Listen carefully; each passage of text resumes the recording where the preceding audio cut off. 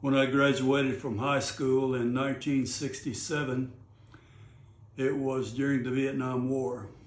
And the U.S. was, they were drafting young men to go into the military to fight in that war. And so when I was 19 years old, I went into the Army, Fort Bliss, Texas for my basic training, Fort Huachuca, Arizona for my advanced training, which I was going to be a field radio operator. Then when I finished there, I went to Fort Benning, Georgia for airborne school and learned how to parachute out of airplanes. Then I went to Fort Bragg, North Carolina for Green Beret training.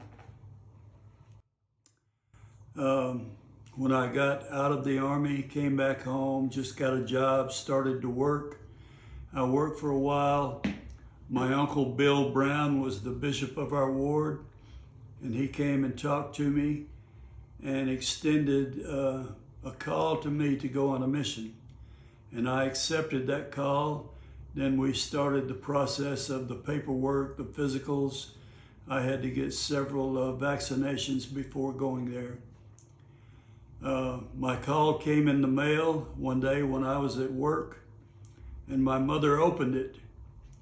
And then when I got home, I realized that, or I discovered that I was going on my mission to Thailand, Bangkok. At that time, I didn't have a clue where it was. I did not know that it was an Oriental country. I didn't know anything about it. And so after that time, I started trying to do some research and find out more than I knew about Thailand. When it came time for me to go, there was no temple that was anywhere close to me. And so I just got on a plane and flew to Salt Lake City. When I got there, I went to the Salt Lake Temple and got my endowments. I was by myself, so the temple assigned a gentleman to be my escort and to help me out during the process of getting my endowments. I went on down to Provo to the MTC down there and checked in. I was there for 9 weeks studying the language. Our language teachers, 2 of them were returned missionaries that were American. 2 of them were Thai natives, 1 man and 1 woman. When I was in the MTC, there were a few times when the teachers would prepare Thai food for us, and we would eat it. It would be usually on a Sunday afternoon whenever we had a fireside. So growing up, my mother cooked country cooking, you know, and that's all I had had my whole life. We were fairly poor, so we rarely went out to eat at a restaurant. And so her cooking was just about all I had had my whole life. So when I was about to go to Thailand, I was concerned about the food there, that I wouldn't be able to eat it, you know, I wouldn't like it or anything. So as I was on the plane going to Thailand, I was reading my scriptures. And I was reading in the Book of Mormon when Lehi and his family had left Jerusalem. They were traveling through the wilderness and they were eating raw meat. And the scripture said that the Lord made the food sweet to their taste. And so when I read that, I was thinking about the food in Thailand, and I prayed that the Lord would make the Thai food sweet to my taste so that I would like it and it would be part of a positive experience for me while I was serving there. And sure enough, when I got there, that happened. I loved the food. We had a really good cook in our first area, maid. She made some amazing food there. And From that time forth, I loved Thai food. The Thai language was a very hard language to learn. It had tones, and for quite a while, my ear wasn't picking it up. I struggled to learn the language. But then toward the end, I was getting a little better. At the very end of it, we had a testimony meeting, which we were supposed to bear our testimony in Thai, and I was able to do that. And so my teachers were pleased with me with the progress that I had made. After that, we got on a plane. We flew from Salt Lake City, Utah to San Francisco, a slight layover there. Then we got on the plane again, went to Honolulu, Hawaii. When I was flying from San Francisco to Honolulu, I was sitting close to a lady that was from Alabama. She was an older lady. She was a widow, and she and some of her friends were going to Hawaii on vacation. And so she started talking to me, and she found out that I was from Alabama. And then she said, what are you boys doing? Where are you going? And so I said, well, we're missionaries from the Church of Jesus Christ of Latter-day Saints, and we're on our way to Bangkok, Thailand to serve a 2-year mission. And she said, oh, that's good. She said, I'm a Baptist, and our church has missionaries in Thailand. We have missionaries just about every place in the world, but our missionaries don't shine like you boys do. And so I thanked her. And then when we got to Honolulu, she got off the plane. From there, we went to Guam, and then to Manila in the Philippines, and then to Hong Kong. From Hong Kong, we changed planes, and we went to Bangkok, Thailand. The first thing I saw from the plane for the country of Thailand, I saw a bunch of rice paddies, which were flooded at that time of the year. And then they had these little walking paths that were out among the rice paddies. And I looked at that and I thought, oh my goodness, I'm going to be wading rice paddies for the next 2 years.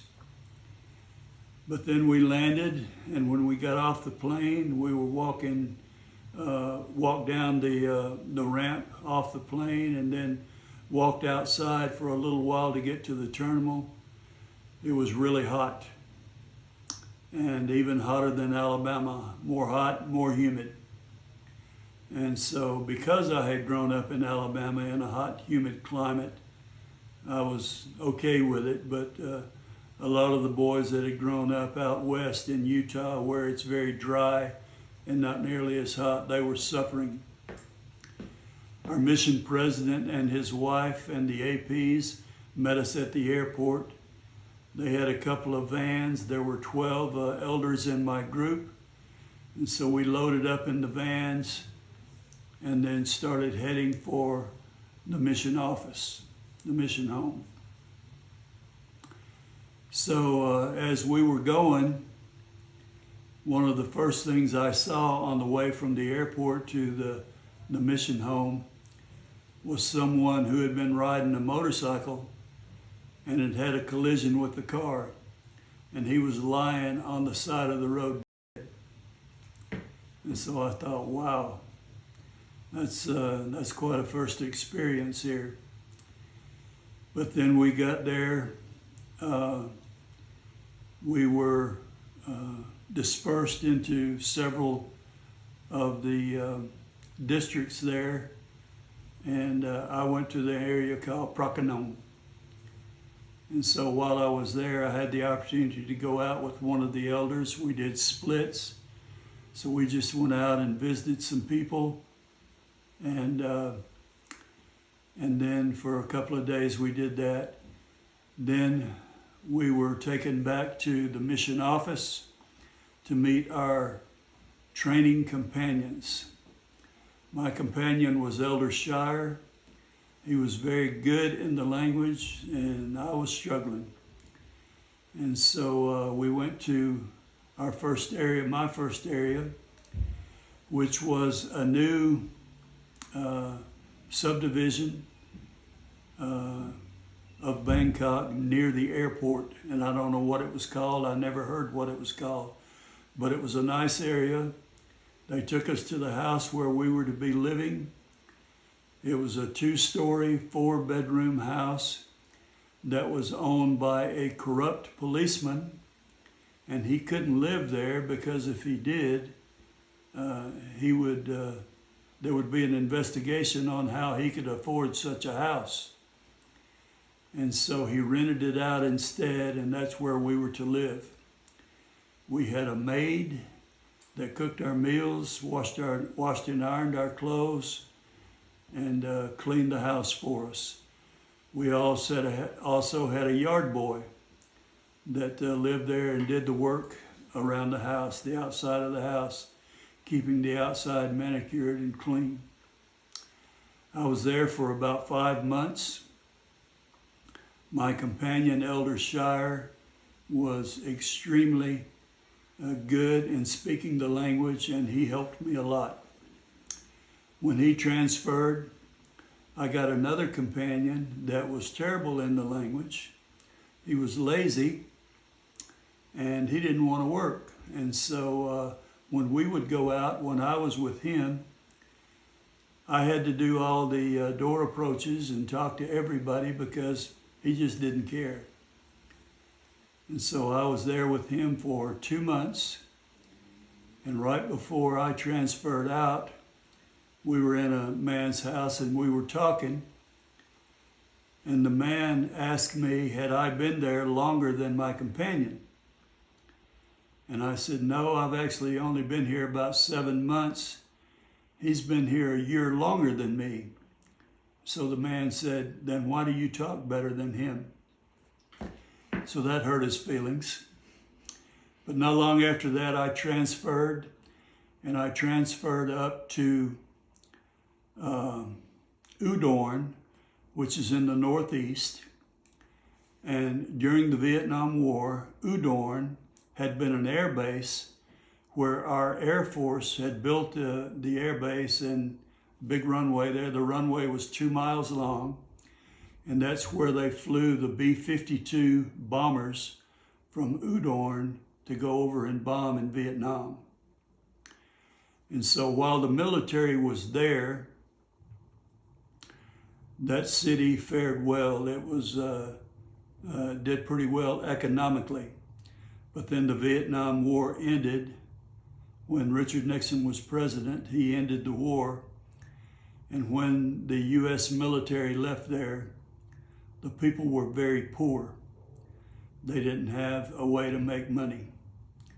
And so there were a lot of poor people that were left there, but the U.S. government left the airstrip there for them. They had also built a nice hospital there that they left for them.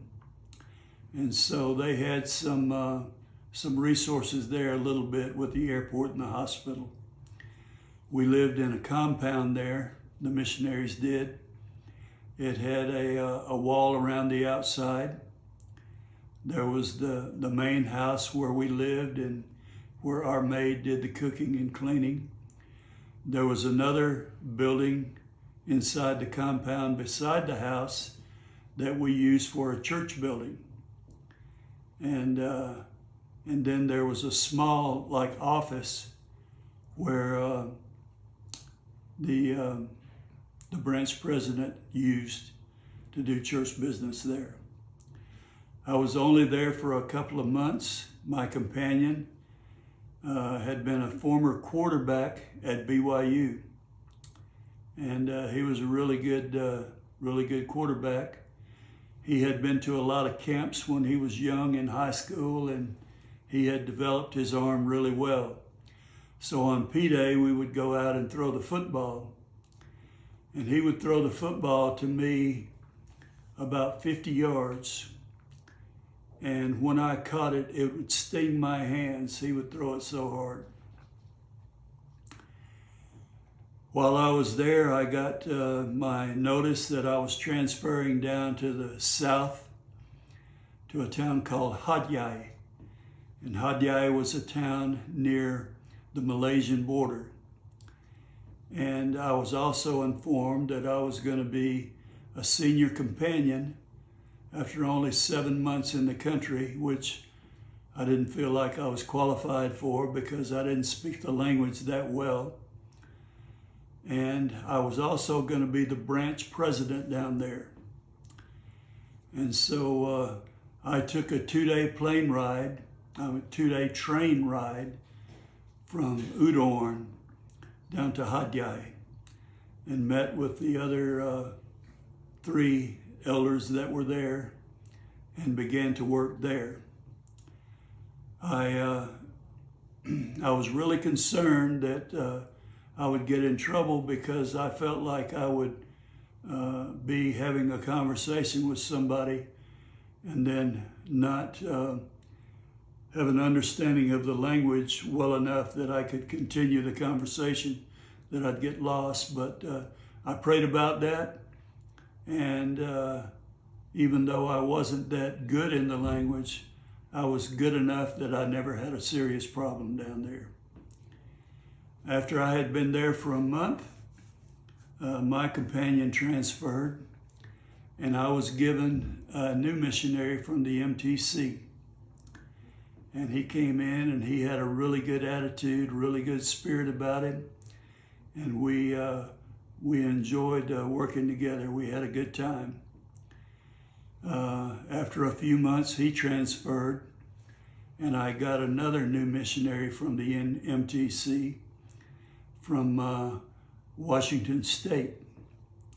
And he had dated a girl from Atlanta, Georgia when he was at BYU, so he knew a little bit about the South. But after I had been there for 7 months, that whole zone down in the South was closed.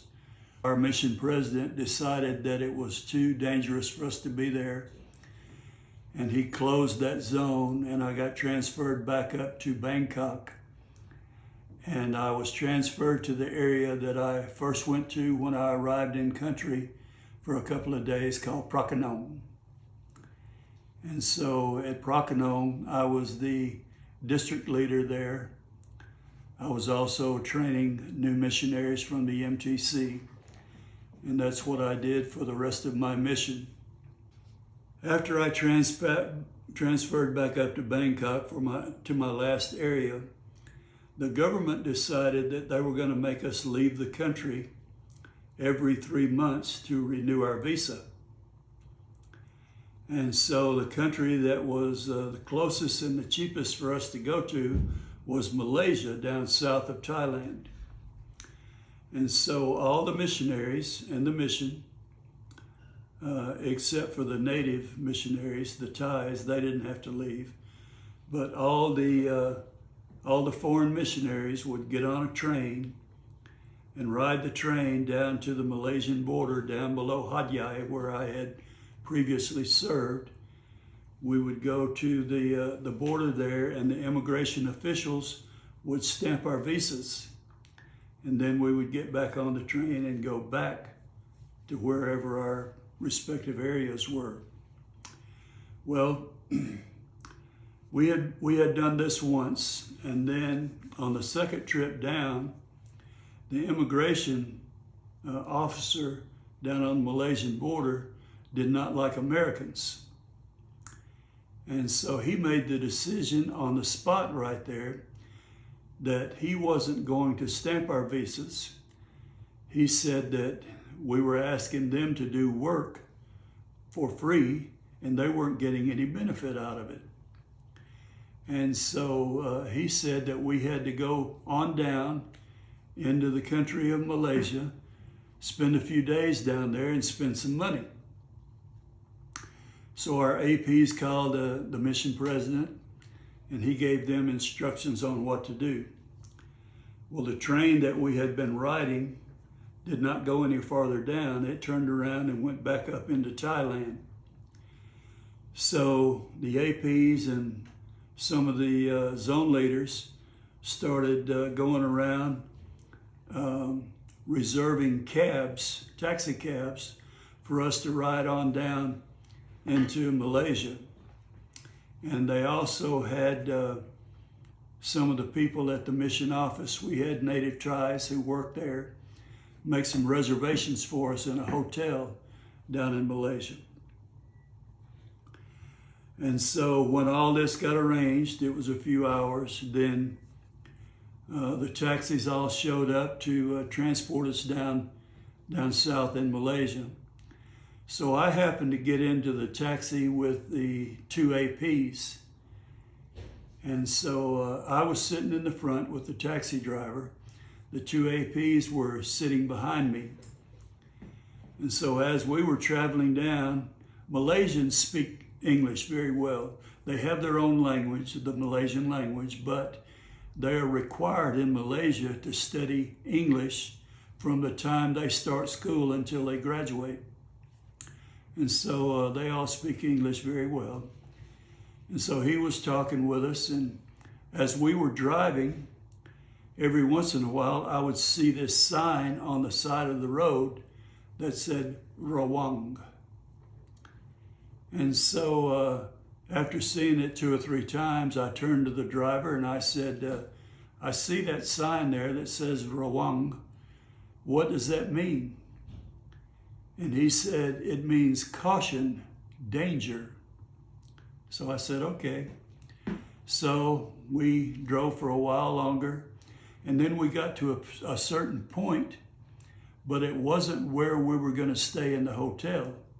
It just a city somewhere in the middle of the country. And the driver said, okay, this is as far as we're going to go. We have to turn around and get back home before it's too late. And so we had to get our baggage and get out. And we were kind of stuck there for a little bit.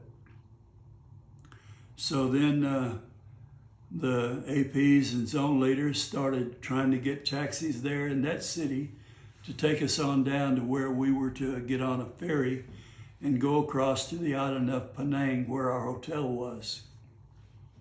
So they were finally, after a little bit of time, able to get those taxis lined up for us. In the meantime, while they were trying to do that, we were just kind of walking around the city there, looking to see what was going on. And there was a Muslim mosque there, and it was near sunset. And so this mosque was open. It had, ceiling, floors, all that kind of stuff, columns around the mosque, but it didn't have any walls. It was just open. And so I walked inside the mosque, and there was a man who had his mat rolled out on the floor, and he was down on his hands and knees facing the east and praying to Allah. So I thought, hey, that's interesting. That would be a good picture. So I got my camera out to take a picture of him, and he got furious. He said that was insulting and that I needed to get out of there right away. So I complied with him. I didn't take a picture, and I left immediately so that I didn't get arrested. So then we all met back in the center of town. We got into our taxis and we started going on down to a town called Butterworth, where we were to catch the ferry. Once again, I was with the APs. I was sitting in the front and they were sitting in the back. And as we were driving, one of the APs told the taxi driver, hey, that elder sitting up there beside you can speak Malaysian. And so he looked at me and he said, yeah, you can speak Malaysian? And I said, no, I can't speak Malaysian. And the AP who told him that just kept insisting, saying, yeah, he can speak Malaysian. And so finally the guy said, say something in Malaysian. So there was only one word that I knew, and that was Rawang. So I said that to him. And when I did, he looked kind of startled, and he looked like he was worried a little bit. And so he just kind of gave me a strange look like, what are you about to do here? And the APs in the back just started busting out laughing like crazy. But that guy was a little concerned the rest of the trip down there. He didn't know if I was going to do something crazy or not. So we finally arrived there, got out of our taxis. We caught a ferry going across to the island of Penang, and we had a very nice hotel, and we were instructed to stay there for 3 days. So while we were there, we didn't have anything to do. We're just kind of walking around, talking to people, and we didn't have permission to be proselyting in Malaysia. So as we were walking around, we were in a park one day, and there was a wall that was a couple of feet wide and about 3 feet high. And there was a local man there. He was an older man. He was dressed in robes. He had a turban on his head. He was dressed in white, all white, with a white turban on his head. And I was standing at the end of that wall, and I was just watching him walk towards me. And he was looking at me as he was walking. And so when he got right up to me, he just looked at me and went, So I thought, what does that mean? So I looked back at him and went, So when I did, he just kind of laughed and turned around and walked back the other way. Well, as he was turning around, his robes kind of opened up, and he had this great big sword on his side. It was attached to his left side, and it was probably about 3 feet long. And I thought, my goodness, why does this guy have a sword? You know, that's kind of strange. So I don't know the answer to that, but he was kind of an interesting character. So then we spent our 3 days there, made it back to the border, got on a train, and for me, went back to Bangkok. Then I was released and came back home to Athens, Alabama, and I had a great mission. I enjoyed it, and I loved the people there.